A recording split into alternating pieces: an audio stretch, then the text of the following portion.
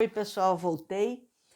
Imunidade tributária é uma matéria bastante grande, de modo que são necessários vários vídeos que vocês podem ir assistindo aos poucos, até porque nas nossas aulas online, ao vivo, a gente vai estar discutindo isso também. Esses vídeos, a ideia é que eles sirvam de um material de apoio, uma fonte a mais para desenvolvimento dos estudos de vocês, que vocês possam recorrer para fixar melhor o conteúdo ou até mesmo para tirar alguma dúvida, né? Não tem problema nenhum. Bom, pessoal, vamos falar agora das imunidades recíprocas, né? Ainda estamos nela, e dos impostos indiretos. Nós falamos em sala de aula que nós temos dois tipos de impostos. Os impostos diretos, que incidem sobre renda e patrimônio, e os impostos indiretos, que incidem sobre o consumo. Imposto de renda, ele incide diretamente sobre a renda do contribuinte. Então, aquelas pessoas que trabalham, né, e que ganham um salário a partir de um determinado valor, elas vão sofrer a incidência, a cobrança do imposto de renda.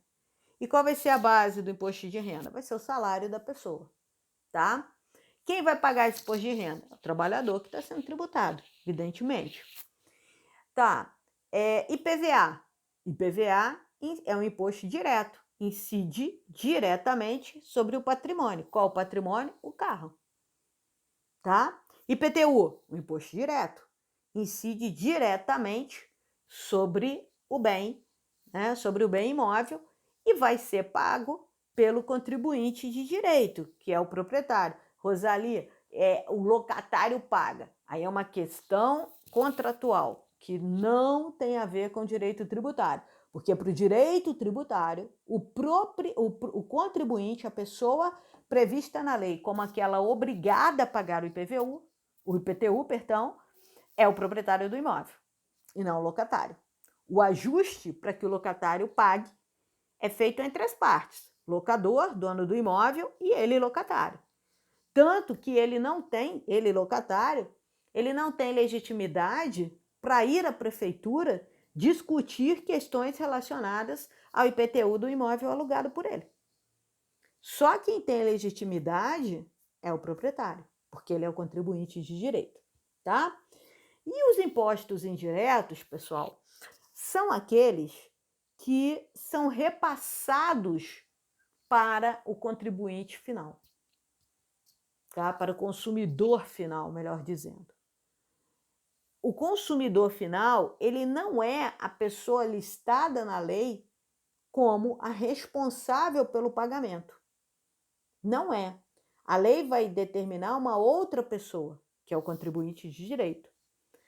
Mas ele acaba suportando o ônus do pagamento do tributo indiretamente. Como assim? Vou explicar para vocês. IPI, Imposto sobre Produtos Industrializados. Todo e qualquer produto que passe por um processo de industrialização, né? Então entra uma matéria-prima, essa matéria-prima é industrializada e o final desse processo é a produção de um produto, né? Então, vamos imaginar aqui, por exemplo, leite em pó. Vai entrar lá o leite líquido, vai passar por uma série de processos, e o final, né, depois daqueles processos de industrialização, vai sair a latinha do leite. Bom, pessoal, quase tudo no nosso país, né, passa por um processo de industrialização. E durante esses processos de industrialização, nós temos a incidência do IPI, Imposto sobre Produtos Industrializados. Beleza. Vamos imaginar que o fabricante do leite ninho, aquele leite da latinha, ele, portanto, ele é o responsável pelo processo de industrialização. E ele vai pagar o IPI, tá certo? Porque quem é o contribuinte do IPI? É a pessoa que processa, que faz o produto industrializado. Só que a Nestlé, que eu acho que é a produtora do leite ninho, o que ela muito espertamente faz?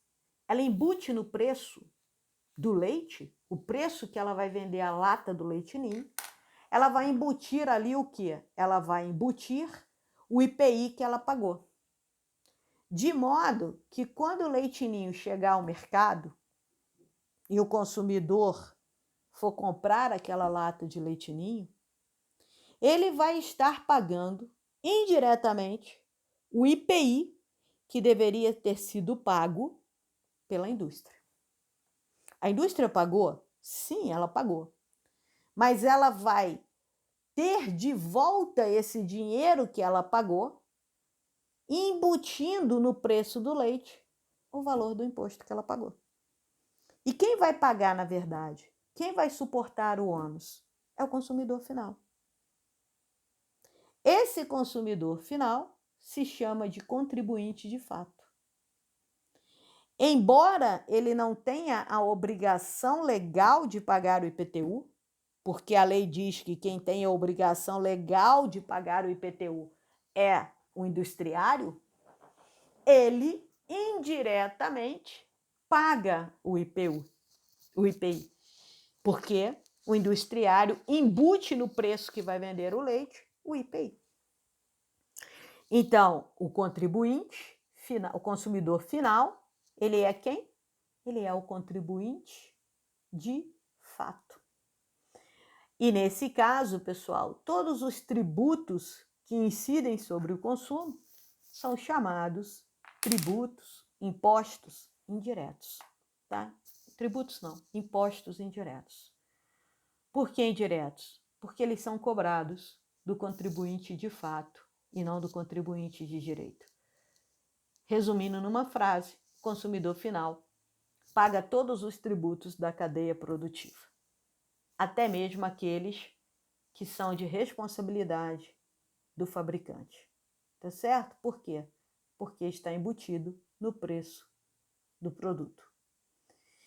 Bom, e como é que fica a imunidade dos entes federativos em relação aos tributos indiretos, pessoal? IPI, por exemplo, ICMS, como é que fica? O governo ele vai ter imunidade se ele compra, por exemplo, um produto industrializado? Ele vai pagar IPI ou ele não vai pagar IPI? O que vocês acham? Ele tem imunidade, então não paga IPI? Bom, pessoal, o que vai acontecer? Se ele for o produtor do produto, ele não recolhe IPI. Se ele for o consumidor do produto, ele recolhe IPI. Então, vejam bem. Imagina a seguinte situação.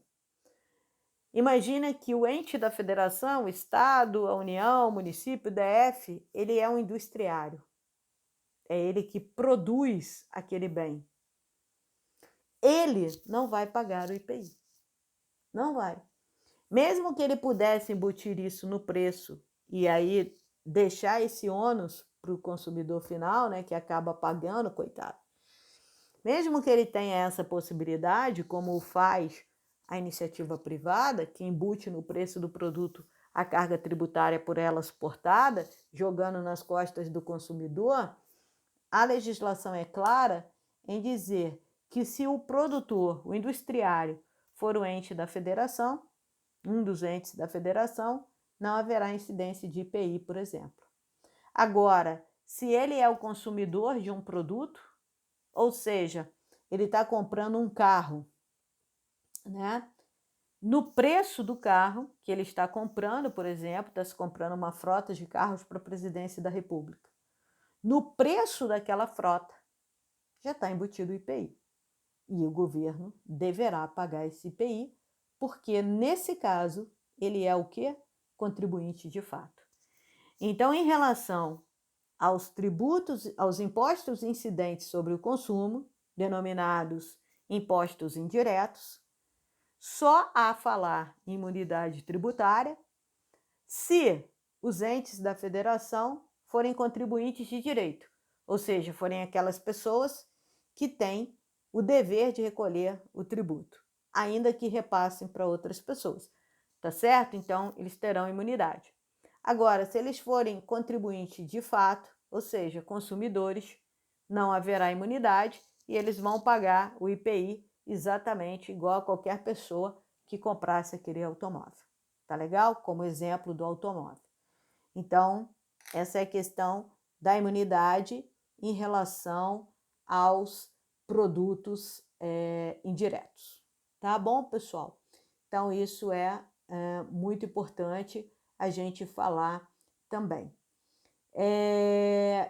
E agora, mediante isso, a gente encerra o estudo das imunidades recíprocas que estão previstas lá na linha A.